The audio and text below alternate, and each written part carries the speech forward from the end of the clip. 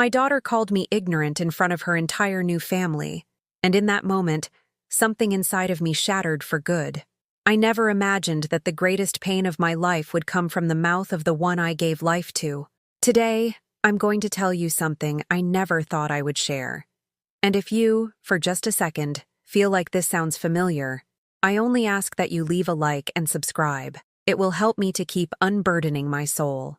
It all started on a Tuesday afternoon in Phoenix, Arizona, when I decided to gift my daughter, Lily, a house as a wedding present.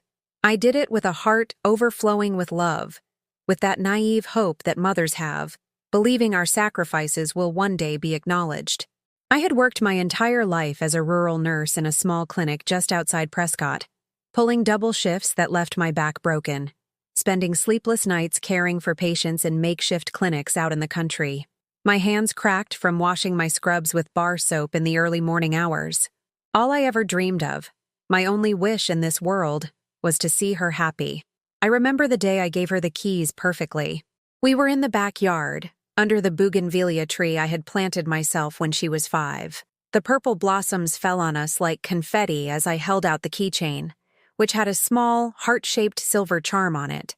Lily smiled, but it was a strange, distant smile, as if she were playing a part in a play she hadn't rehearsed enough. She hugged me for barely 3 seconds, no tightness in her arms, and immediately pulled out her phone to take a picture of the keys.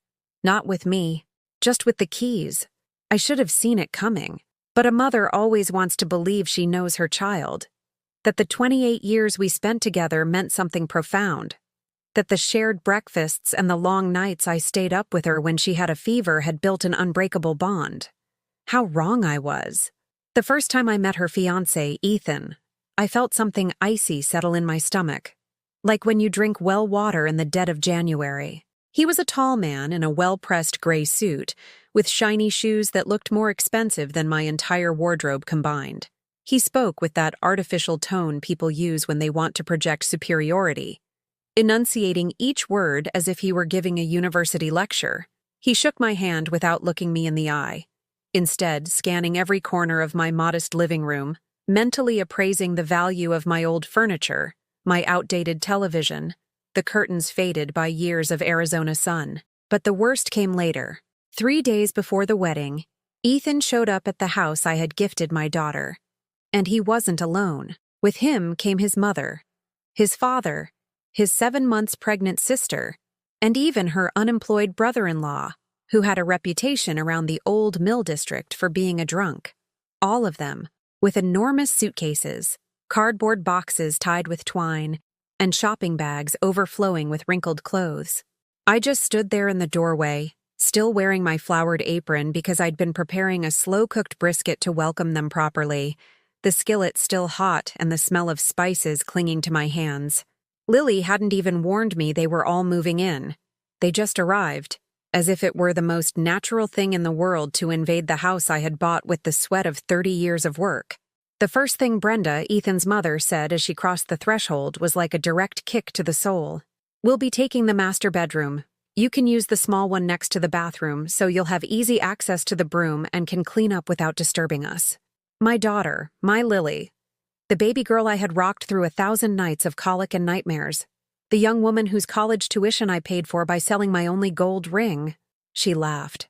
She let out that nervous laugh she used when she wanted to impress someone, when she needed the approval of people she considered superior to her, superior to us. I swallowed the nausea. I literally felt the bitter taste of bile rising in my throat, mixing with the knot that formed instantly, squeezing my chest as if someone had wrapped me in barbed wire. Brenda was a heavy-set woman with shiny mahogany-dyed hair, long nails painted blood red, and gold earrings that tinkled every time she moved her head with that air of superiority that seemed rehearsed in front of a mirror. She wore a brand-name sweatsuit that probably cost more than my entire bi-weekly paycheck. And she carried a Louis Vuitton bag that she wouldn't even set down, as if she were afraid someone might steal it. Ethan's father, Stephen, was a quiet man but had a hard gaze, the kind that sizes you up and dismisses you in 3 seconds. He settled into my favorite armchair, the one I'd bought secondhand at the Prescott Valley swap meet 15 years ago, and put his feet up on my coffee table without even taking off his dusty shoes. The sister, Danielle, walked with that exaggerated slowness of pregnant women who want to remind everyone of their condition at every moment. She collapsed onto the sofa with a dramatic sigh, placed her hands on her swollen belly, and announced, "I'm hungry. Is there anything ready? The baby can't wait." And her husband, Ricky, a skinny guy with poorly done tattoos on his arms and the smell of stale beer, just walked straight to the refrigerator without so much as a hello, as if he'd been living there for years. That night, while they occupied all the bedrooms, while they moved my things without asking, while they threw out my patio plants to make space, I slept on a makeshift cot in what used to be my sewing room. I could hear their laughter from the living room, their toasts with the aged bourbon I kept for special occasions, their plans on how to remodel this old house to make it look more decent. In my own house. In the house I bought. In the house I gave out of love. I curled up under a thin blanket that smelled of mothballs and dust, feeling the thin mattress barely cushion the hardness of the metal cot. Tears rolled silently down my cheeks, soaking the pillow I had improvised from an old sweater. Outside, in my yard, I could see through the window how they had already pulled out 3 of my geranium pots to put in their own plants, more modern, as I overheard Danielle say. And my daughter, my Lily, said nothing, not a single word in my defense. Not a knowing glance. Not a, "Mom, come sleep with me." Nothing. That was the first night I understood that I had lost something far more valuable than a house. I had lost my daughter. In the days that followed, they settled in like absolute owners, like conquerors who had just taken an undefended city. They replaced the furniture I had chosen so carefully, piece by piece, saving for months for each purchase. They threw out the family portraits that hung in the living room, those framed photographs of my mother in her Sunday dress, my grandmother in the shawl she had hand-knitted, a young Lily with her messy braids, smiling a toothless grin at me.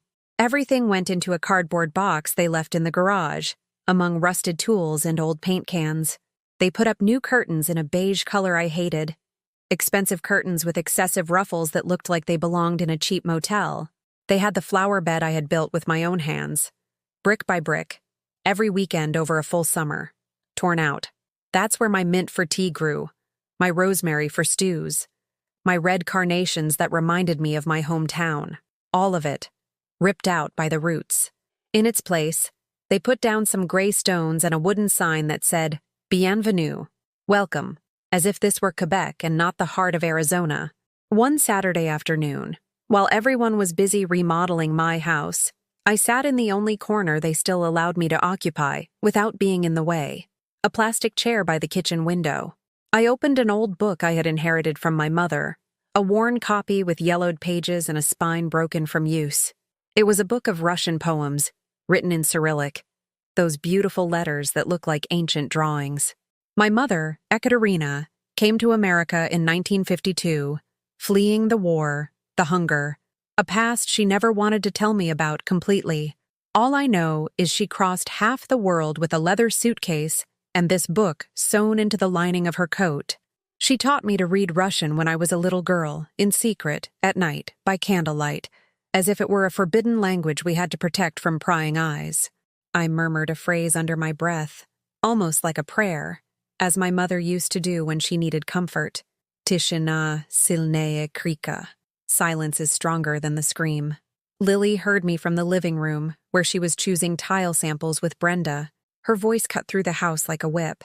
"Mom, please, stop talking like a crazy person. You're so embarrassing in front of my new family." It was as if they had driven a kitchen knife straight into my ribs, sinking it slowly, twisting it to make it hurt more. Not because of the words themselves, but because of who said them, the tone, the contempt. Brenda let out a loud laugh that echoed off the bare walls. "Oh, Lily, don't be so hard on her. At her age, they just don't understand how the world works anymore." My grandmother used to talk to herself too, right before we put her in the home. My daughter didn't contradict her. She just smiled, that complicit smile that broke my soul into pieces too small to pick up. I closed the book slowly, stroking the cloth cover, like someone caressing a fading memory. I got up without making a sound, feeling my knees crack with the arthritis that was beginning to take hold of my joints. I walked to my makeshift room, the space that was once my sewing sanctuary, where I used to mend secondhand clothes to sell at the Sunday market to help with expenses. No one noticed I left. No one asked if I was okay. No one came looking for me. I couldn't sleep that night. I stared at the ceiling, stained by a long-ago leak, tracing the shapes with my eyes, which looked like maps of imaginary countries.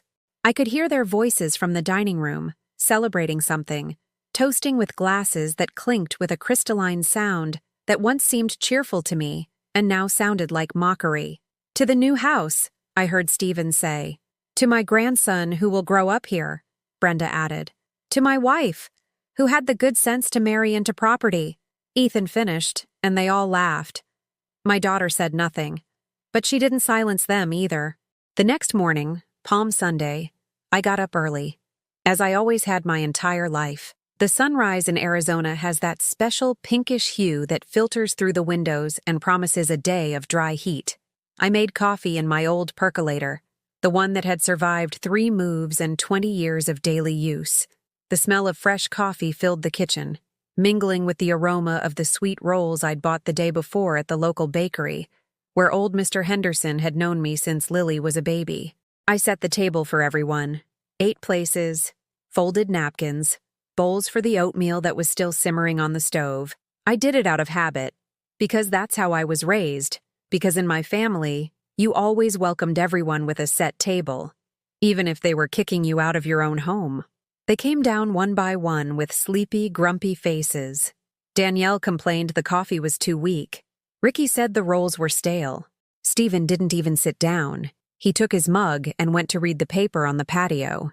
Brenda shuffled into the kitchen in her pink fuzzy slippers, glanced at the stove with a look of disapproval, and commented, "When I cook for my family, I use quality ingredients, not this cheap stuff from the market. It's obvious you're from the sticks, with those servants' hands and no refinement." "With these hands, I raised my daughter alone," I answered, my voice barely a whisper, feeling the knot in my throat tighten until I could hardly breathe. "With these hands, I fed her, bathed her, patched up her scraped knees, and made her clothes when there was no money to buy new ones." She laughed, a cold, metallic laugh. "Well, you failed, because she's ours now, and she owes all of this to us. This house, this inheritance, everything. You've served your purpose. Now you're just in the way." Lily heard the entire conversation from the hallway. I saw her out of the corner of my eye. She was just standing there, phone in her hand, texting something, unmoved, and she said nothing, not a single word in my defense. Not a, "Respect my mother," not a, "Leave if you don't like it," nothing. That morning, after I washed all the dishes they left dirty, after I swept the crumbs they dropped on the floor, after I cleaned up the spilled oatmeal that no one bothered to wipe up, I locked myself in the bathroom. It was the only place I could be alone for a few minutes. I looked in the mirror. A 63-year-old woman stared back at me. Gray hair pulled into a messy bun, dark circles under my eyes like canyons, wrinkled, sun-spotted hands. My nurse's uniform still hanging on the hook on the door, waiting for another shift that would never come because I'd been retired without anyone asking if I was ready. And I cried. I cried silently, biting my fist so I wouldn't make a sound, so they wouldn't hear me, so I wouldn't give them the satisfaction of knowing they had broken me. I cried for the little girl I once was, who dreamed of being a mother. I cried for the young woman who worked until she destroyed her back. I cried for the woman who gave up everything to give her daughter a better life. And I cried for the old woman I was becoming. Invisible, ignored, ignorant. That word, ignorant, coming from my own daughter's mouth. When I came out of the bathroom, I ran into Ethan's sister, Danielle, leaning against the hallway wall, stroking her belly with that look of superiority some pregnant women have. "Hey, you," she said, not even using my name. "I need you to wash these for me. They're delicates, you can't put them in the machine. By hand with gentle soap. And be careful, they cost more than you make in a month." She held out a bag full of lingerie, silk blouses, maternity dresses with the tags still on, and I took it. Like an idiot, I took it. Because I still didn't know how to say no. Because I still believed that if I behaved, if I was useful, If I proved my worth through service, maybe my daughter would look at me the way she used to. Maybe I would be her mom again, and not just the ignorant one. The following days were a downward spiral into absolute humiliation. Every morning I would wake up with the irrational hope that it had all been a nightmare, that I would open my eyes and find my house as it was before, my life as it was before, my daughter as it was before. But reality would hit me with the chill of a February morning in the high desert, when the cold wind slips through the cracks and reminds you that winter doesn't ask permission to stay. Stephen started having friends over on the weekends. Loud men who would show up with cases of Bud Light, snacks from the 7-Eleven, and an invasive familiarity that turned my living room into a sports bar. They would plant themselves in front of the TV to watch the Cowboys game, yelling, cursing, leaving sweating glasses on my coffee table without using coasters, dropping peanut shells on the floor that no one would ever pick up. "Hey, old lady," Stephen shouted at me one afternoon as I passed by with a broom, trying to clean discreetly. "Get us some more ice, and some of those quesadillas, if it's not too much trouble for your highness." His friends laughed. That deep masculine laughter that echoes off the walls and makes you feel small, insignificant, like an insect they could crush without a second thought. I went to the kitchen. I got the ice from my refrigerator. I made quesadillas with the Monterey Jack cheese I had bought for my own meals for the week. I served them on a plate my mother had given me when I got married, over 30 years ago, with hand-painted flowers around the rim. When I put the plate on the table, Stephen didn't even look up from the TV. He grabbed a quesadilla, took one bite, and left it half-eaten on a crumpled napkin. "It's cold," he said with contempt. "And this cheese is cheap. Don't you have anything better?" I didn't answer. I had already learned that answering only prolonged the humiliation. Brenda had taken complete control of the kitchen. My pots, my pans, my wooden spoons that I had used for decades were now hers. She cooked elaborate meals for her family, using all my ingredients without asking, never replacing them. And if I dared to offer an opinion, even just to suggest where I kept the strainer or how the old stove had its quirks, she would answer me with an icy stare that could freeze hell itself. "You've lived your life, old woman," she told me one afternoon as I tried to reach a pot from a high shelf. "Now it's our turn. If you don't like it, go to one of those homes where they stick the old folks nobody wants anymore. You're just in the way here anyway, taking up space and resources we need for the baby." My daughter was sitting in the dining room, just 10 feet away, looking at catalogs for cribs and strollers on her iPad. She heard every word. I saw her look up for a second, our eyes met, and for a fleeting instant, I thought I saw something in them. Guilt? Discomfort? Compassion? But she immediately went back to her screen, swiped her finger, saved an image of an expensive wooden crib, and moved on as if nothing had happened, as if I didn't exist, as if I wasn't her mother, as if the 9 months I carried her in my womb, the sleepless nights when she had a fever, the years I worked double shifts to pay for her school supplies, as if all of it had evaporated like water on a hot skillet. One night, while I was washing the dishes they had left after a dinner I wasn't invited to, I heard their voices from the master bedroom. They were talking loudly, not caring if I could hear them, or maybe they wanted me to. "When the baby is born," Danielle was saying in that shrill voice that drilled into my nerves, "we're going to need the old lady to leave. I don't want her around my son with her old-fashioned ideas and that weird way of talking. Besides, the room she's sleeping in now would be perfect for the nursery." "You're right," Ethan replied. "I've already spoken with Lily. We're going to look for a place for her in a county home. There are some government-run ones that are cheap, or even free if you can prove she has no income." "Perfect," Brenda chimed in. "The sooner the better. I'm sick of her martyr face and her dramatic sighs. As if she's trying to make us feel guilty for improving this house. She should be grateful we let her stay this long." I waited to hear my daughter's voice. I waited for her to say something, to stop them, to defend me, to remember who paid for this house. But Lily only murmured, "Yes, Mom. Whatever you say. You know more about these things." The plate I was washing slipped from my hands and clattered into the sink. It didn't break, but water splashed onto my blouse, my face, my trembling hands. I stood there, my hands submerged in the cooling, soapy water, staring at my distorted reflection in the dark kitchen window. A ghost of a woman stared back. Transparent, invisible, forgettable. That night, I couldn't sleep at all. I lay on that uncomfortable cot, staring at the ceiling, feeling every bone in my body protest against the thin mattress. The wall clock in the hallway ticked away the hours, each tick counting down the seconds I had left in this house that was once mine. At 4 a.m, I got up. I dressed in my oldest clothes, the ones I used for cleaning. I walked through the empty streets of Phoenix until I reached St. Anthony's Parish. I needed a place to sit where no one would kick me out, where no one would tell me I was in the way. The doors were open. Inside, a few candles flickered in front of an image of Our Lady of Guadalupe. I sat in the very last pew, the most worn-out one, where the poor and the forgotten sat, the ones who came with no money for the collection plate, but with hearts full of desperate pleas. I didn't pray. I didn't know what to say. I wasn't sure anyone was listening. I just sat there, feeling the early morning chill seep through the old church walls, watching the dawn light begin to timidly filter through the stained glass windows.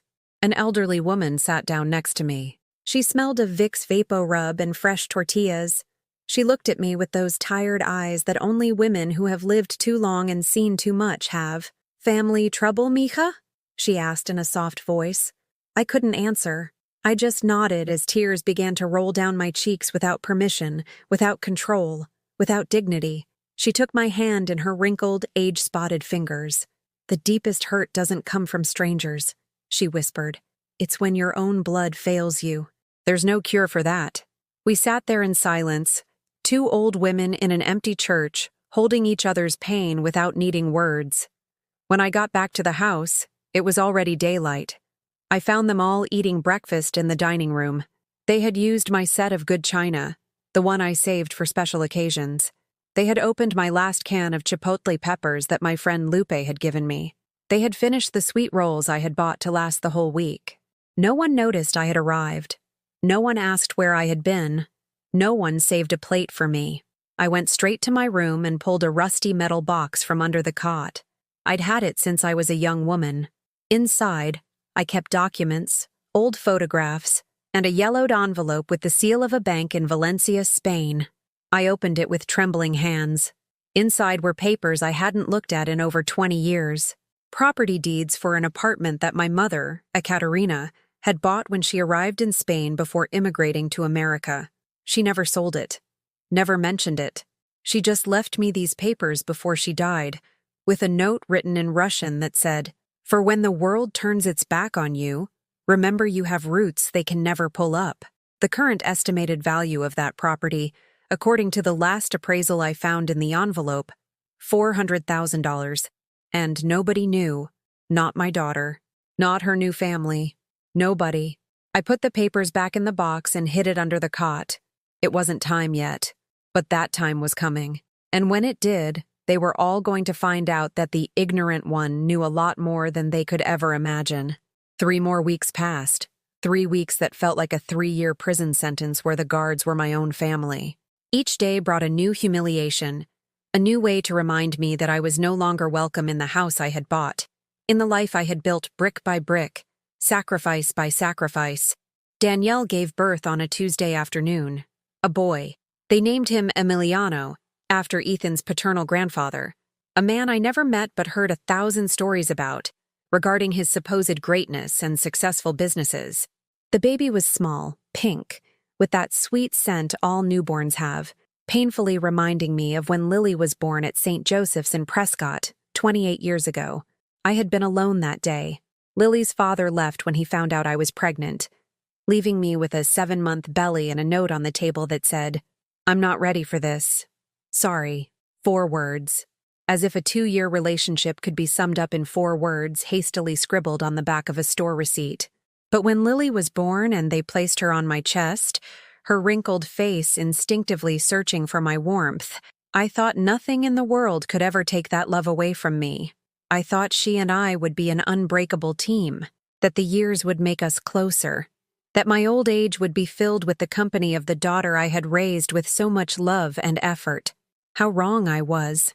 When they came home from the hospital with the baby, The house turned into a chaos of diapers, bottles, constant crying, and contradictory orders. And I, of course, became the unpaid nanny, the full-time maid, the grandmother who had to be available 24 hours a day, but was not allowed to have an opinion, not allowed to hug him too much, not allowed to infect the baby with my old-fashioned ideas. "I need you to get up at 3 in the morning to prepare his bottle," Danielle ordered me that first night. "I need to rest because the delivery exhausted me, and you don't sleep much at your age anyway, right? So it's no trouble for you." I got up. I warmed the milk. I prepared the bottle with trembling hands that no longer coordinated well at night. I took it to her room. She didn't even thank me. She just took the bottle, closed the door in my face, and I heard her say to Ricky, "At least the old lady is good for something." I went back to my cot. My knees cracked as I lay down. My back protested against the thin mattress, and I couldn't fall back asleep. The next morning, at 6, Brenda woke me by knocking sharply on my door.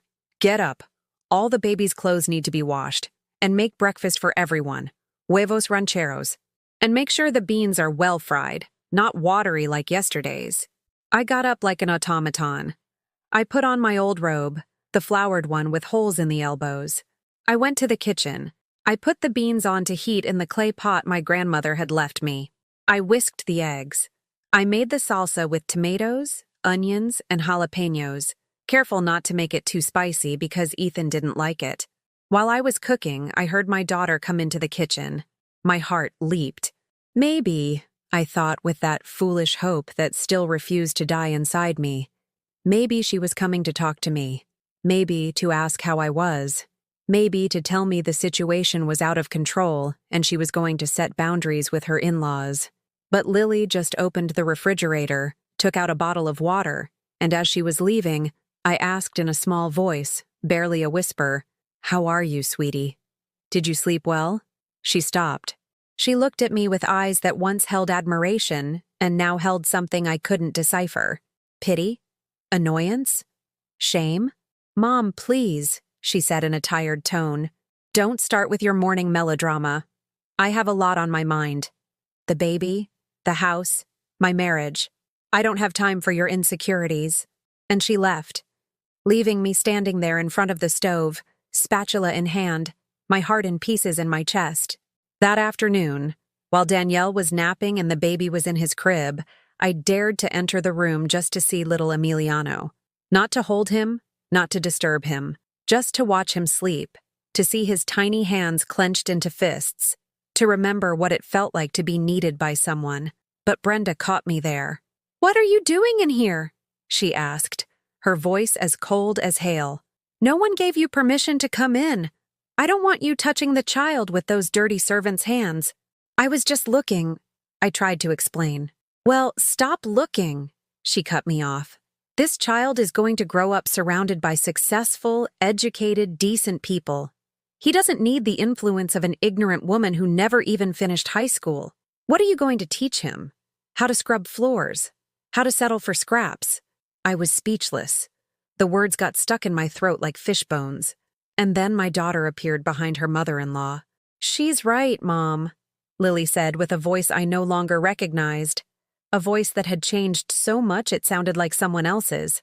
"It's better if you don't spend too much time near the baby. We don't want to confuse him with different parenting styles." I stumbled out of that room, my legs shaking. I went straight to the bathroom and threw up. I threw up the breakfast I hadn't eaten, the bitter bile of humiliation, the tears I could no longer hold back. I looked in the mirror. My eyes were red and swollen. My face had aged 10 years in the last few weeks. My gray hair was falling out in clumps. The wrinkles around my mouth had deepened like ravines. And I thought, is this what I deserve? To work my whole life, sacrifice everything, only to end up being treated like trash by my own daughter? That evening, there was a family meeting in the dining room. Everyone sat around my table, eating from my plates, using my silverware. I was not invited to sit. I stood in the kitchen doorway, like a maid awaiting orders. Stephen cleared his throat and spoke with the voice of a man accustomed to being obeyed without question. "We've all been talking, and we think it's best for the child that this house be officially put in his name. It's his inheritance, his future.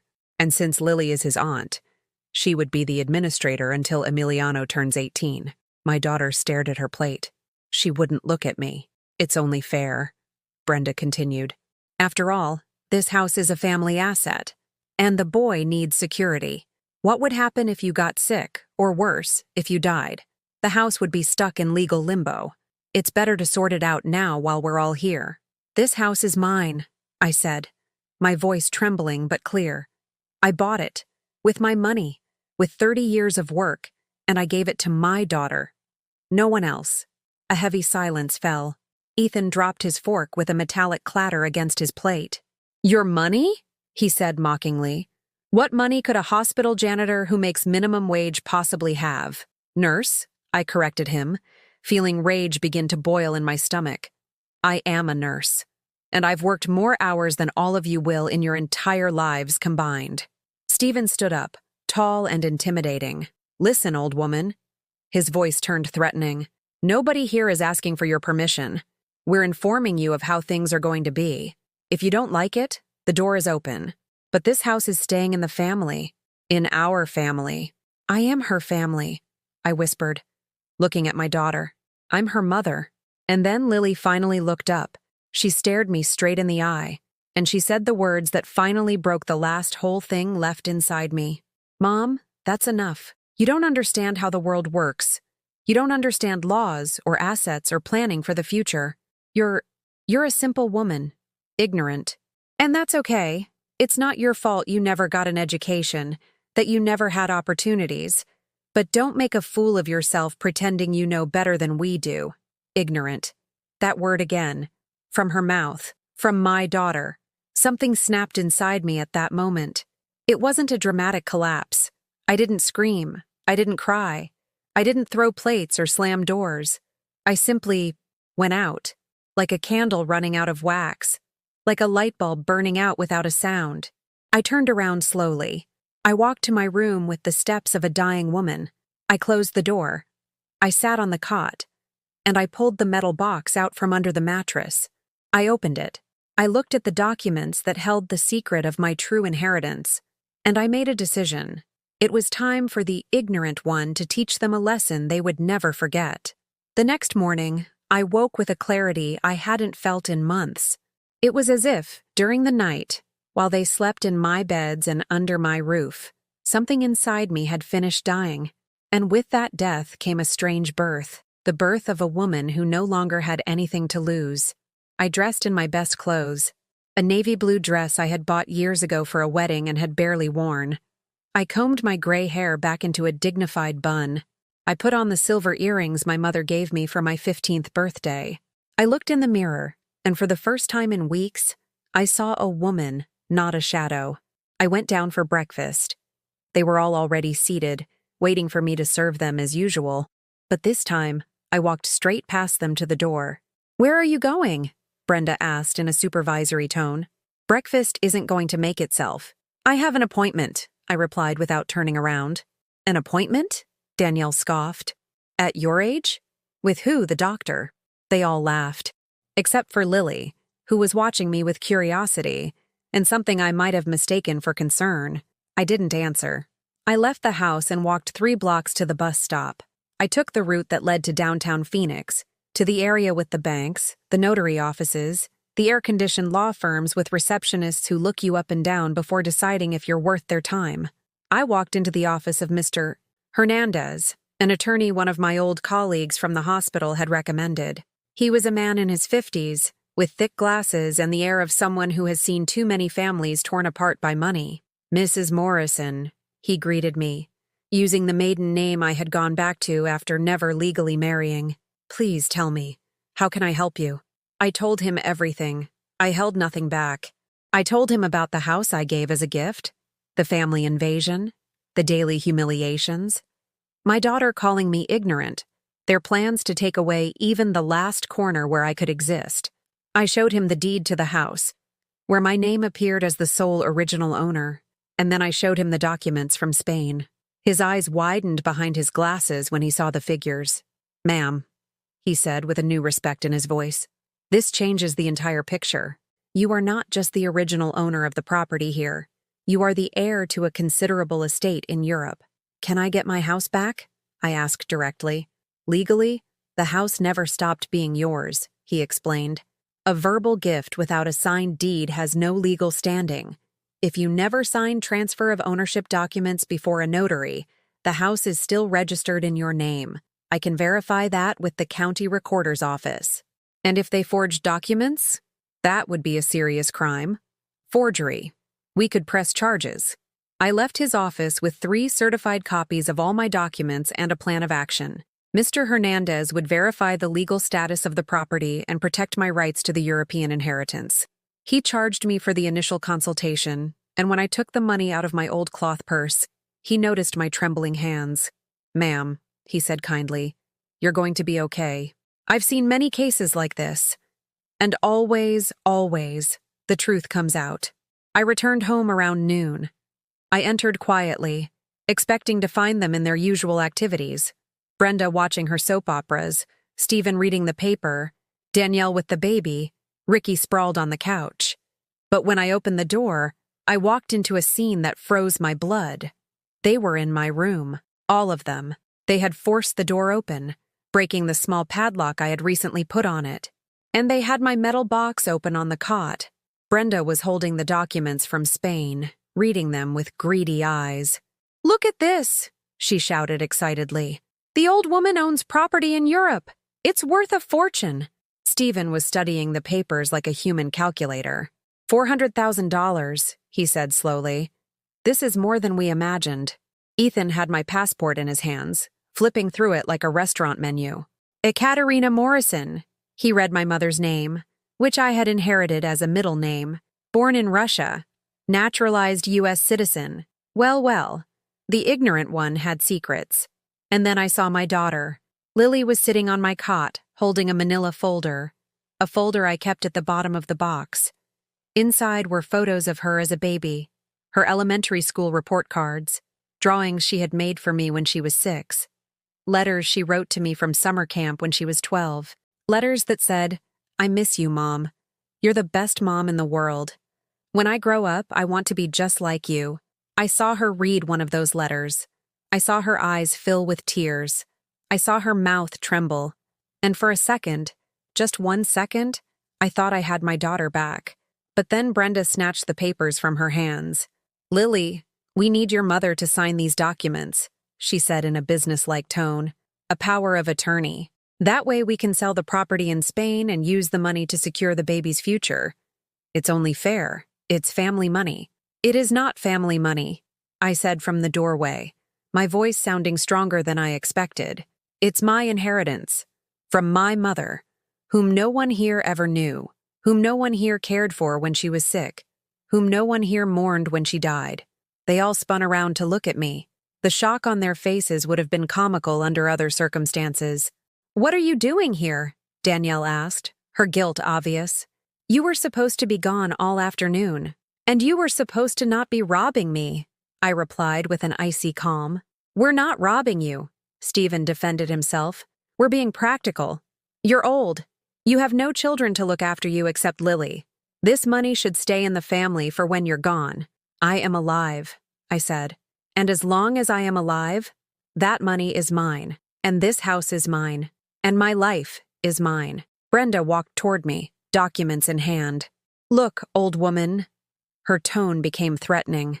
"This can be easy, or it can be hard. You can sign willingly and continue to live here with us, as part of the family. Or you can be stubborn, and then things are going to get very ugly for you. Very ugly." "Are you threatening me?" I asked. "In my house? This house isn't yours anymore," Ethan intervened. "Morally, it belongs to Lily. You gave it to her. You can't take back a gift." "A gift without legal documents doesn't exist," I retorted, pulling the papers Mr. Hernandez had given me from my purse. "I went to the county recorder's office this morning. The house is still in my name. It was never legally transferred. And without my signature before a notary, it never will be." The silence that followed was so thick you could cut it with a knife. Lily stood up slowly, still holding the folder of her childhood memories. "Mom?" Her voice was strange, broken. "Why didn't you ever tell me? Why didn't you tell me about Grandma Ekaterina? Why didn't you tell me about the property in Spain? I looked into her eyes. The eyes that used to look at me with love and now looked at me with confusion and something else. Greed? Because you never asked me who I was, Lily. I answered quietly. You just decided I was useless, that I was ignorant, that I was an embarrassment, that I was in the way. That's not true, she denied weakly. Isn't it?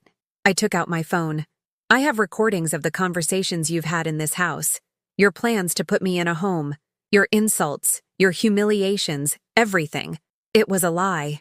I hadn't recorded anything, but it worked. Panic washed over their faces. That's illegal, Ethan shouted. You can't record without consent. Recording in my own home is perfectly legal, I replied. Going through my private belongings without permission, however, that is illegal. Forcing locks, stealing personal documents. That's called breaking and entering, theft. And if you tried to forge my signature on anything, that's fraud. Stephen took a threatening step toward me. Listen here, you. No, I cut him off. You listen to me. You have 24 hours to get out of my house, all of you. If you don't leave voluntarily, I will be back with the police and an eviction notice.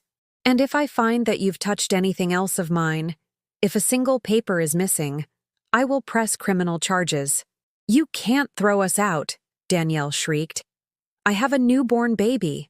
You should have thought of that before you called me a servant, I answered. Before you decided my room would be a perfect nursery. Before you told me I was too ignorant to be near your son. I walked over to my daughter, who stood frozen, tears streaming down her cheeks. I gently took the folder from her hands. These memories are mine, Lily. They're from when you loved me, when I was your hero, when you said you wanted to be just like me. Mom, No. I held up a hand. It's too late for explanations. It's too late for regrets. You called me ignorant. You humiliated me. You abandoned me. You decided your new family was more important than the woman who gave you life. But you have all this money, Brenda exploded. And you were living like a poor person. You made us think you had nothing. I lived like a poor person because money doesn't define me, I replied. I lived with dignity, with honest work, with clean hands. Something none of you will ever understand. I turned toward the door, but before I left, I said one last thing. 24 hours. And don't take anything you didn't bring with you. Nothing. Because I have an inventory of every single item in this house. And I walked out, leaving them in total shock. I knew the war was just beginning, but for the first time in months, I felt like I could win it. I didn't go back to the house that night. I walked to my friend Lupe's house, a woman who had been my friend since I first moved to the area over 20 years ago. She lived in a modest little house on the south side of town with her husband, a construction worker, and their 3 grown children. When I knocked on her door at 8 o'clock at night, my eyes swollen and my hands still shaking, she didn't ask any questions. She just hugged me. Oh, comadre, she whispered into my hair. It's about time you fought back. I stayed at her house that night. I slept on the living room sofa, under a hand-knitted blanket that smelled of fabric softener and a real home. For the first time in weeks, I slept deeply, without fear of someone entering my room, without being startled by shouts or demands, without the constant oppression of being watched in my own house. The next morning, Lupe woke me with a hot cup of coffee and a fresh pastry. Tell me everything, she said, sitting beside me. And don't leave anything out. I told her. Everything. From the beginning to the moment I found them stealing my documents. Lupe listened in silence, with the ability that good friends have of knowing when to speak and when to just be present. When I finished, she slowly shook her head. That girl isn't your daughter anymore, my friend, she said sadly. Or at least, not the daughter you raised. They changed her. They poisoned her with ideas of grandeur and ambition. And the worst part is, she let them. Do you think I was wrong to give her the house? I asked. You were wrong to give away something so valuable without protecting yourself first, she answered honestly. But the biggest mistake wasn't yours. It was hers for not valuing what she had, for not defending her own mother. I spent the whole day at Lupe's. I didn't want to be there when the 24 hours were up.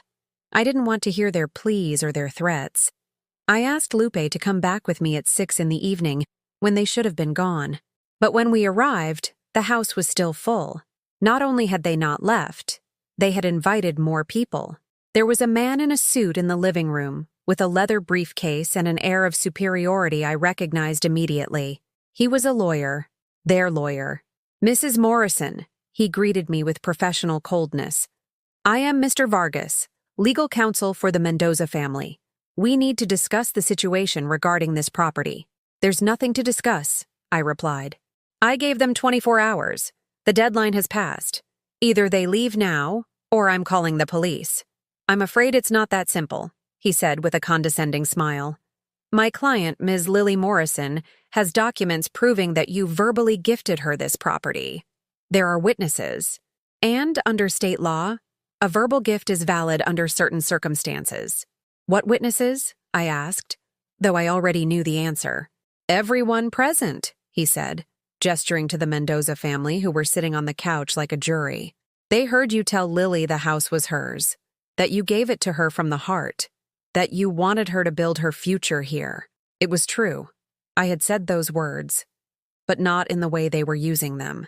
A verbal gift without a signed deed has no legal standing," I replied, pulling out my own papers. "And I have a lawyer who says the opposite of what you claim. The house is registered in my name. There are no transfer documents. Therefore, it is still mine." Mr. Vargas frowned. "We can take this to court," he threatened. "And believe me, ma'am, legal proceedings are long, expensive, and draining, especially for someone of your age and limited resources." "My resources are none of your concern," I answered. "Mom," Lily intervened, standing up. "Please, it doesn't have to be this way. We can work this out as a family. You can stay here, in your room. No problem. No one will bother you. We just need you to sign some papers so the house can be legally transferred to my name. It's only fair. You said yourself you were giving it to me." I looked at her for a long time. I searched her eyes for any trace of the little girl she once was, the girl who would hug me when she had nightmares, the young woman who cried in my arms when her first boyfriend broke her heart. But I only saw a stranger. "Fair?" I repeated the word as if it were poison. "Do you know what would have been fair, Lily? If you had defended me when your mother-in-law called me a servant, if you had said something when they took my bedroom, if you had stopped them from treating me like trash, that would have been fair. I can't control what my in-laws say." She defended herself weakly. "But you can control what you say," I replied. "And you chose to call me ignorant. You chose to be ashamed of me. You chose to stay silent while they humiliated me day after day." Brenda stood up, her fury evident. "Enough with the melodrama," she shouted. "We're tired of your complaining. You should be grateful we're letting you stay." "Letting me stay?" I repeated in disbelief. "In my house? This house belongs to Lily," she insisted. "You gave it to her. A gift is a gift.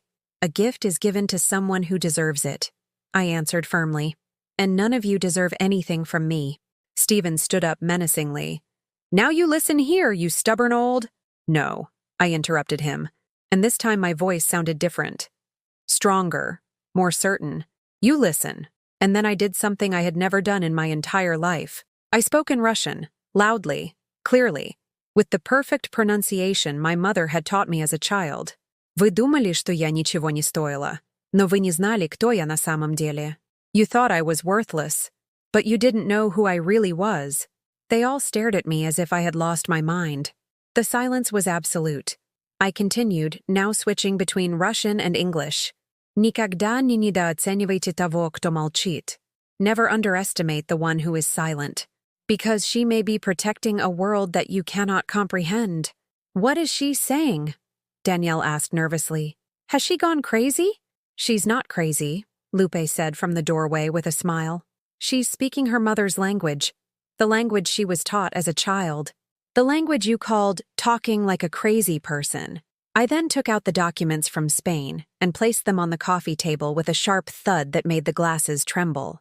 "This," I said, pointing to the papers, "is a property in Valencia, Spain, inherited from my mother, Ekaterina Volkov Morrison, a Russian refugee, a woman who came to America after the war with one suitcase and a fortune hidden in European bank accounts. Mr. Vargas took the documents, his hands trembling slightly. His eyes widened as he read. Current value, $400,000, I continued. My mother bought it in 1955.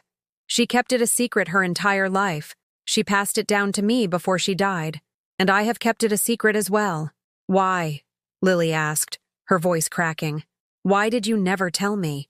Because money changes people, I answered, looking directly at her. And I was right. Look at what you became the second you found out it existed. Brenda tried to grab the documents, but Lupe swatted her hand away. Don't even think about it, my friend warned her. So, Ethan stammered, if you have so much money, why did you live like this? Why did you work as a nurse? Why didn't I live like you? I finished his question. Because I don't need to prove my worth to the world with material things. Because honest work gives me dignity. Because helping the sick makes me feel useful. Because money does not define me. I turned to my daughter. But you let it define you, didn't you, Lily? The second you found out there might be money, you stopped seeing me as your mother. Now I'm just an income source. A legal problem. An obstacle. Tears were streaming down her cheeks, but they didn't move me anymore. I had cried too much for her. I had no more tears left to give. So here's what's going to happen, I announced, my voice firm. You are all going to leave my house. Now. Mr. Vargas can try whatever he wants in court. But in the meantime, this house is mine. It's in my name, and you are trespassing. We can't just leave, Danielle shrieked. We have nowhere to go. You should have thought of that before, I replied without compassion. Before you took what didn't belong to you. Before you humiliated the person who opened her doors to you. Stephen took a threatening step forward, but Lupe pulled out her phone. I already have 911 dialed, she warned. One button and the police are on their way. Do you want to leave the easy way or the hard way? There was a tense moment. I thought it was going to explode into violence. But finally, Mr. Vargas cleared his throat. Mr. and Mrs. Mendoza, I suggest you temporarily withdraw while we prepare our legal strategy. This isn't over, Mrs. Morrison. We'll see you in court. I'll be waiting, I replied. It took them 2 hours to pack. 2 hours during which Lupe and I stood watch in the living room, making sure they didn't take anything that wasn't theirs. There were protests, arguments, attempts at negotiation, but I held my ground. When they finally left, hauling suitcases and boxes, the baby crying in Danielle's arms, they all shot me looks of pure hatred. All of them except Lily. She was the last one out. She stopped in the doorway, looking at me with red, swollen eyes. Mom, she whispered. No, I cut her off. I'm not your mom anymore. A mother is someone you care for, someone you defend, someone you love. I was just your benefactor, your maid, your ignorant one. I didn't mean to. Yes, you did. I cut her off again. Every decision you made was a conscious one. You chose them over me, again and again. She opened her mouth to respond, but I didn't give her the chance. I closed the door in her face, and I slid the deadbolt home. The silence that followed was deafening. I stood there facing the closed door, my hand still on the lock, feeling my heart beat so hard it felt like it would burst from my chest. Lupe placed a hand on my shoulder and squeezed gently. It's done, comadre, she whispered. It's over. But it wasn't over. It was just beginning. I turned around slowly and looked at my house. My house. For the first time in months, I could say those words and feel they were true. The walls were still there, marked with the fingerprints of their invasion. The furniture they had brought still occupied spaces where mine used to be. The ugly beige curtains still hung in the windows. But they were gone, and the air somehow felt cleaner. Come on, Lupe said. Let's make some tea, and then we're going to cleanse this house of all the negative energy they left behind. We sat in the kitchen, the same one where I had so often felt like a trespasser in my own space.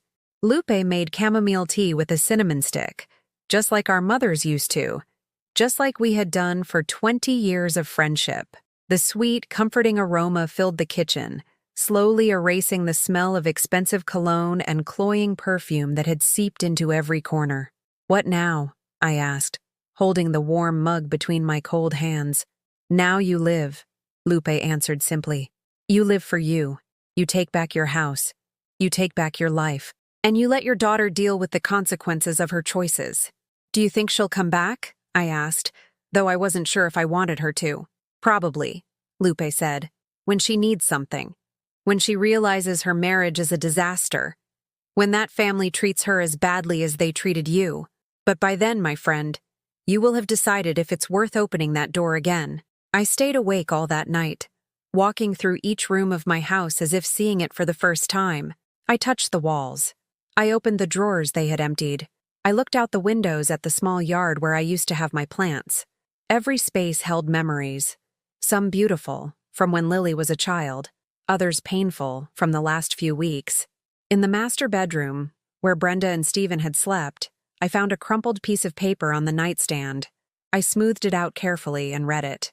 It was a handwritten list in Ethan's script. To do, convince the old lady to sign transfer. Sell Spain property. Split money, 40% us, 30% parents, 20% Danielle, 10% Lily. Look into county homes for the mother-in-law. I read the list 3 times. Every word was a stab wound. But what hurt the most was the percentage for Lily. 10%. Not even her own husband saw her as an equal. To him, she was just the key to my money. And she had been too blind or too ambitious to see it. I put the paper in my metal box. Someday, maybe, I would show it to her. The next few days were strangely peaceful. I cleaned the house from top to bottom, erasing every trace of their presence. I took down the beige curtains and put up simple white ones that let the sunlight stream in. I retrieved my furniture from the garage where they had shoved it. I hung my photographs back on the walls. I planted new flowers in the garden. Every action was an act of reclamation, not just of my space, but of myself. Mr. Hernandez called 3 days later. Mrs. Morrison, I have news, he said. I've investigated and confirmed there are no legal transfer documents on file. The house is still registered in your name. Furthermore, we found something interesting. Someone attempted to forge your signature on documents at the bank where you have your savings account.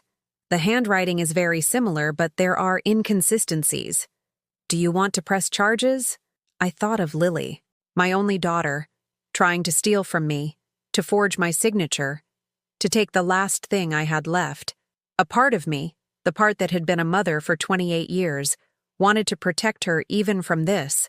But another part, the part that had awakened after so much abuse, knew that protecting her would be condemning her.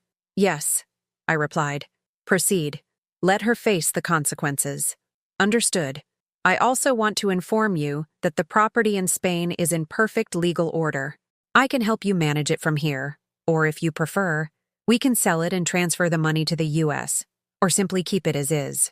I want to keep it, I said, surprising myself. Maybe one day I'll travel to see it.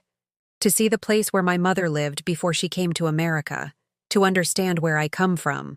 Excellent decision, the lawyer approved. That afternoon, I was watering the new plants in the garden when I heard the front door slot. My heart leaped. For a moment I thought they were back, that it would all start over. But when I went to look, I only found an envelope slid under the door. I picked it up with trembling hands. It was a letter, on Mr. Vargas's letterhead. I opened it and read, Dear Mrs. Morrison, after a detailed review of the case, I have determined that my clients have no legal basis to claim the property in question. Therefore, I have decided to withdraw as their legal counsel in this matter. I respectfully suggest that your daughter seek independent legal advice should she wish to proceed. Sincerely, Robert Vargas, Esca. Even their own lawyer had abandoned them. The legal reality was undeniable. The house was mine, and always had been. But the real letter arrived 2 days later. It was a plain white envelope, no return address, with my name written in Lily's shaky handwriting. I recognized it immediately. It was the same handwriting that had filled my Mother's Day cards for years.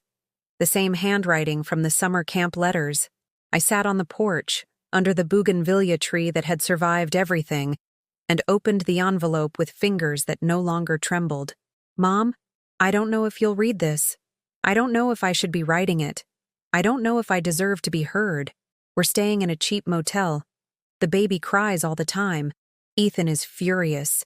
His family blames me for everything. They say I should have handled you better, that I should have convinced you to sign, that we lost a fortune because of me. And they're right, but not in the way they think. I lost something more valuable than money. I lost my mother. I don't expect you to forgive me. I don't expect you to welcome me back. I just needed to tell you that I'm sorry, that I regret everything, that I don't know when I became this person who would let her own mother be mistreated. Mr. Hernandez called me. He told me they found forged documents with your signature. It was Ethan. I swear I didn't know. When I found out, I nearly threw up, but by then it was too late to stop him. I'm filing for divorce. I can't be with someone capable of that. I can't raise my son in this family. I'm not asking you to forgive me. I'm only asking you to know that I always loved you, that I lost my way, that I was weak, that I chose wrong, and that you were never ignorant. I was the ignorant one. With love and shame, Lily. I read the letter 3 times. Each word was as heavy as a stone.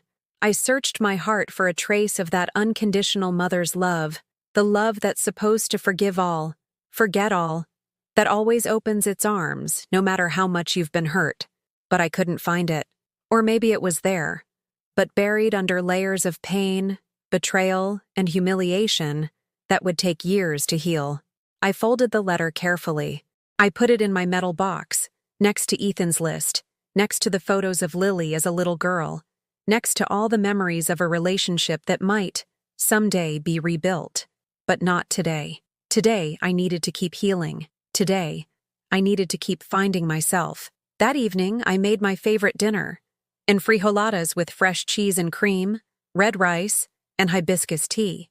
I turned on the old radio, playing the Linda Ronstadt album my mother used to love. I served myself on any plate I wanted, without worrying someone would criticize me or take my food. And I ate alone at my table. But for the first time in months, the solitude didn't feel like a punishment. It felt like freedom. I looked out the kitchen window into the dark yard, where the bougainvilleas swayed gently in the Phoenix night breeze. The lights of the neighbors' houses twinkled like earthbound stars. A dog barked in the distance. Life was going on, as it always had, as it always would, and so would I. Not as the self-sacrificing mother who gave everything and received nothing. Not as the silent victim who accepted mistreatment with resignation. Not as the ignorant one they had wanted me to be, but as a Katerina Morrison, daughter of a Russian refugee, a nurse for 30 years, a woman who had survived betrayal, humiliation, and abandonment. A woman who had discovered, when all seemed lost, that true value wasn't in property or fortunes. It was in the dignity of knowing how to say no more, in the courage to close doors that were killing you, in the wisdom of understanding that sometimes letting go of the one you love most is the greatest act of self-love you can perform. I washed my plate, wiped the table, turned off the lights, and that night I slept in my bed, in my room, in my house, deeply, at peace. The months that followed were a quiet transformation. It wasn't a dramatic metamorphosis like you see in the movies, where the protagonist changes overnight and suddenly has a perfect life. No, it was a slow, sometimes painful, but profoundly real process.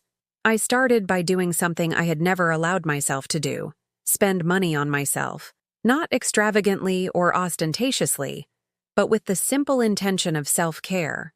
I bought new clothes, not from the most expensive stores, but not from the secondhand shops where I had always shopped either. I went to a real hair salon for the first time in 10 years and had my gray hair cut into a modern style, with layers that made me look younger, fresher, more alive. The stylist, a young woman in her 30s named Carla, looked at me in the mirror as she snipped. "Ma'am, can I ask you something personal?" I nodded, curious. "Why do you look in the mirror like you don't recognize yourself?" The question caught me off guard. I truly looked at my reflection, not just the passing glance I'd given it for years. And she was right. There was a stranger in that mirror. Or maybe not a stranger. Maybe it was me, the real me, beginning to emerge after decades hidden under layers of sacrifice and self-neglect. "I guess," I answered slowly, "it's been a long time since I've really let myself look." Carla smiled with understanding. Well, it's time you started, ma'am, because you have beautiful eyes that deserve to be seen. I started walking every morning. I'd get up at dawn, when the sun was just painting the Arizona sky pink and orange, and I'd walk through the downtown parks. I walked through Encanto Park, among the old trees and lagoons that had seen generations of Phoenix families. Sometimes I would just sit on a bench and watch. Elderly couples walking hand in hand, young people jogging, women selling tamales and hot chocolate from their carts. Life went on, simple, beautiful in its everydayness. One morning, while resting on my favorite bench, an older woman sat down beside me. She must have been in her 70s, with completely white hair pulled back in a ponytail, dressed in athletic wear and brightly colored sneakers. "Good morning," she greeted me with infectious energy. "First time I've seen you around here?" "I've come a few times," I replied. "But I guess you didn't see me before because I wasn't seeing myself either." She laughed, a deep, genuine laugh. "Oh, honey, that sounds like a rebirth story. I'm Rosa, by the way. Rosa Martinez, widow, grandmother of 6, and a survivor of a family that tried to bury me alive before my time." Something in her frank tone made me smile. "Ekaterina Morrison, also a survivor." "Russian?" she asked with interest. "My mother was. I was born here, but I grew up on her stories." "Then you know about real survival," Rosa said with respect. "The ones who come from war know things we're only just learning." We talked for over an hour. Rosa told me how her own children had tried to put her in a home when her husband died, how she had refused, how she had learned to live alone and enjoy it. She told me about a group of older women who met every Thursday at the Community Arts Center for different classes. Everything from quilting to computer skills, from yoga to art history. "You should come," she invited. "We all have similar stories. We're all relearning how to live for ourselves after decades of living for others." And I went. The following Thursday, I showed up at the Art Center, a beautiful, historic building downtown with adobe walls and courtyards full of plants. Rosa's group turned out to be about 15 women between the ages of 55 and 75, each with her own story of resurrection. There was Margarita, who had escaped an abusive marriage at 60 and now painted canvases she sold at local fairs. There was Socorro, a former teacher who had raised 5 children alone and was now learning Italian because she had always wanted to read Dante in his original language. There was Eleanor, who had lost everything in a financial scam, but had found her calling baking artisanal bread.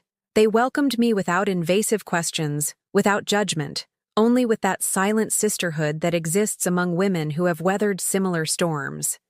I started taking an art history class with them. I discovered a fascination with the French Impressionists, especially Monet and his water lilies.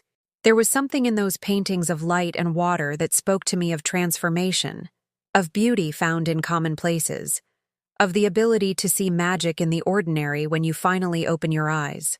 One afternoon after class, Rosa invited me for coffee at a local spot called the Copper Kettle, a traditional cafe downtown that served coffee in thick ceramic mugs and freshly baked pastries. "You look different," Rosa said, studying me with those wise eyes that missed nothing. "When I met you 2 months ago, you walked like you were carrying the world on your shoulders. Now you walk taller, lighter." "I feel lighter," I admitted, "though I also feel strange, like I'm betraying something by being happy after everything that happened." "Betraying who?" Rosa asked directly. "I don't know. The idea of who I'm supposed to be? The mother who sacrifices without limits? The woman who forgives everything because that's what love is?" Rosa shook her head slowly. "Look, Ekaterina, I'm going to tell you something it took me 70 years to learn. Real love includes self-love. If you don't love yourself, if you don't respect yourself, then what you're giving to others isn't love. It's self-destruction disguised as virtue." Her words stayed with me for days. At home, I started making deeper changes. I turned the room that had been my prison into a renewed sewing space, with a new machine I bought myself, brightly colored fabrics, and proper lighting. I started sewing again, not out of necessity but for pleasure. I made embroidered pillows, tablecloths with designs I invented, blouses with patterns I found in magazines. The women from the group started asking me to make things for them, first as favors, then they insisted on paying me. And just like that, I had a small business. Not for the money, I certainly didn't need it with the property in Spain, but because it gave me purpose, structure, and identity beyond mother of or victim of. I was simply a Katerina, the one who sewed, the one who created beauty with her hands. One day, while embroidering a tablecloth with bougainvillea flowers, I remembered Brenda's words, "You have the hands of a servant." I looked at my hands. Yes, they were working hands, with prominent veins and age spots. But they were also hands that had saved lives at the hospital, that had raised a daughter, that had built gardens, that now created art. They were not a servant's hands. They were the hands of a survivor, a creator, a woman who had learned that true value isn't in what others think of you, but in what you know about yourself. 3 months after I kicked them out of my house, Mr. Hernandez called with news. "Mrs. Morrison, I have an update on your daughter. She's officially divorced. The court granted her full custody of the child.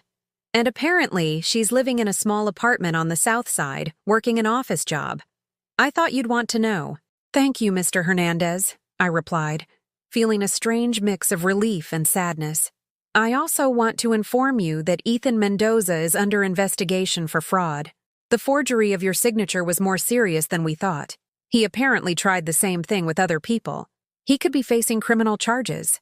I hung up the phone and sat in my living room, looking at the photographs on the wall. I had put the pictures of Lily as a child back up. I hadn't thrown them away. I couldn't, because the little girl in those photos had loved me. That little girl had valued me. The woman she became had made bad choices. She had chosen poorly. She had hurt me deeply. But maybe, just maybe, there was still hope that she could find her way back.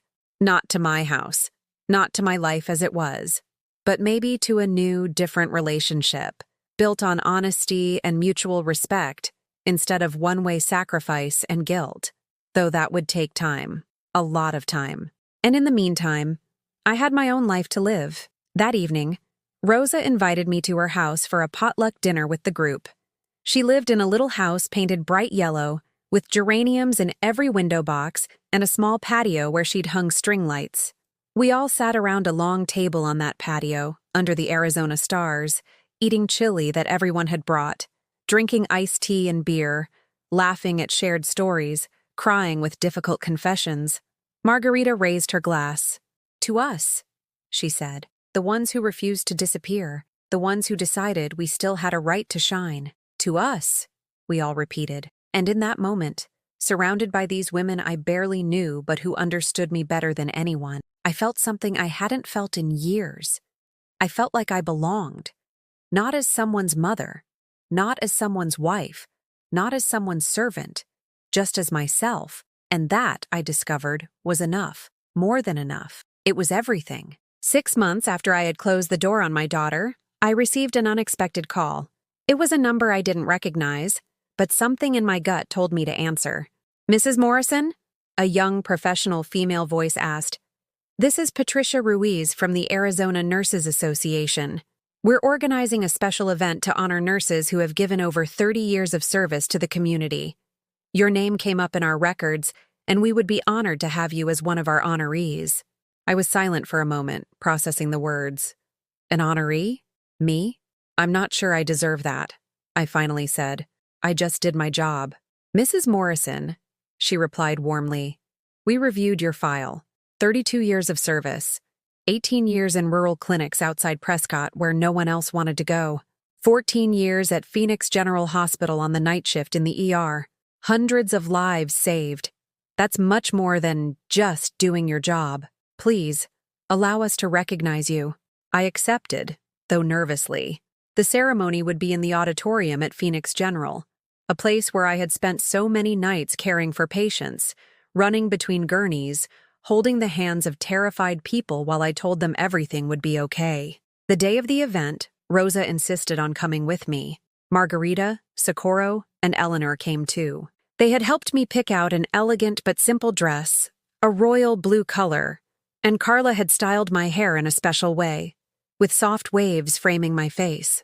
When I looked in the mirror before leaving, I almost didn't recognize myself. Not because of the hair or the dress, but because of the expression on my face. There was a serenity there I didn't remember seeing before, a peace that came from within. The auditorium was packed. There were nurses of all ages, doctors, hospital administrators, families of the honorees. The lights were dimmed, and a projector showed photographs of each of us during our years of service. When my photo appeared on the screen, an image from 20 years ago, in my crisp white uniform with a tired but genuine smile, I heard murmurs of recognition from the audience. People who remembered me, people whose lives I had touched without even knowing it. The hospital director, Dr. Mendez, took the stage and began to read my biography. She spoke of the nights I stayed late when they were short-staffed, of the times I had donated blood for patients with no family, of how I had trained dozens of young nurses with patience and dedication. As I listened, I felt tears stream down my cheeks, not of sadness, but of something deeper: recognition, validation, the understanding that my life had held meaning beyond the roles I played in my family. When they called my name to come to the stage and receive my award, my legs were shaking. I climbed the steps slowly, aware of every eye on me. Dr. Mendez handed me a beautiful crystal plaque engraved with my name and the words, "For her unwavering dedication to serving the most vulnerable." They gave me the microphone to say a few words. My mind went blank for a moment. What could I say that would capture 32 years of experience? I began, my voice trembling. I just wanted to help. When I was young and I saw suffering, I felt I had to do something. Nursing gave me a way to do that. It gave me a purpose. I paused, looking at the faces in the audience. Kind, attentive, respectful faces. There were hard times, I continued. Nights when I felt I wasn't enough, that I would never be enough. Patients we lost. Families who cried in my arms. The kind of tired that gets into your bones and never really leaves. Another pause. My voice grew stronger. But there were also moments of light. Babies I helped bring into the world. Elderly people whose hands I held in their final hours so they wouldn't die alone. Young mothers I taught how to care for their newborns. Each of those moments reminded me why I chose this profession. I looked directly at the camera that was recording the event. For a long time, I let other people tell me who I was. I let them define me by my failures instead of my achievements. They called me ignorant when, in fact, I had knowledge that saved lives. They made me feel small when, in reality, I had been a giant to the people I cared for. My voice cracked slightly, but I pushed on. If there is one thing I have learned in these last few months, it is this. Never let anyone, absolutely anyone, take away the value you know you have. Your work matters. Your sacrifices matter. You matter. The standing ovation that followed was deafening. People on their feet, clapping. Some of the younger nurses crying. Rosa and my friends were cheering and applauding like they were at a rock concert. I walked off the stage, shaking, clutching my plaque to my chest as if it were the most precious thing in the world, because in that moment, it was. It was physical proof that my life had meant something, that I hadn't just been a maid, just a failed mother, just an ignorant woman. I was a respected professional, a healer, a lifesaver. After the ceremony, while we were having punch and appetizers in the lobby, a young woman in her early 30s approached me. Her eyes were red, as if she'd been crying. "Mrs. Morrison," she said, her voice shaky. "I don't know if you remember me. My name is Gabriela Sanchez. 15 years ago, when I was 15, I was in a car accident. They brought me to the hospital with serious injuries. You stayed with me all night. I searched my memory. 15 years. So many patients. So many nights. I was terrified," Gabriela continued. "My parents hadn't arrived yet. I was alone and so scared I was going to die. And you sat beside me, you held my hand, and you sang to me. Do you remember? You sang, 'Cuckoo Cuckoo Paloma,' while the doctors were working on me." Suddenly, I did remember. A little girl with a bloody face, crying, screaming for her mom. And I, instinctively, had started singing the song my own mother used to sing to me when I had nightmares.